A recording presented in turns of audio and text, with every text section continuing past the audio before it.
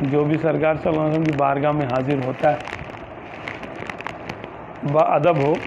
جتنا ادب کر سکتا ہے، اصل میں اس مقام کا ادب تو کوئی بھی نہیں کر سکتا جیسے کہ اس کا حق ہے، ممکن نہیں ہے، ممکنات میں سے نہیں ہے اس ادب کا، اس مقام کا ادب بجا لانا جیسا کہ اس کا حق ہے۔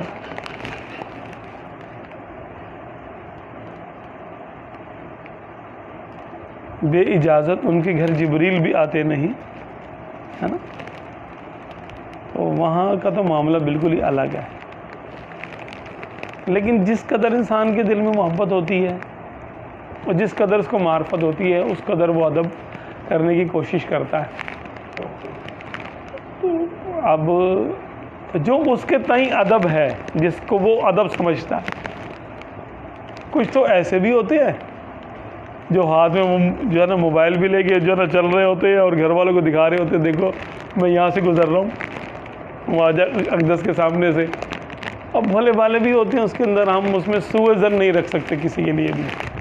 کہ نہیں یہ بے ادب ہے، نہیں، بے ادب ہوگا تو یہاں کیوں آئے گا بھائی؟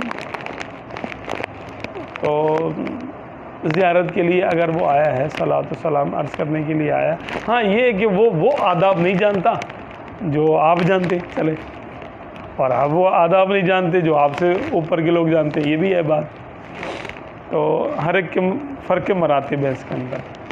ادب میں بھی ہوتے ہیں فرق کے مراتب ہوتے ہیں۔ اب آقا دو عالم صلی اللہ علیہ وسلم سب کو قبول فرماتے ہیں،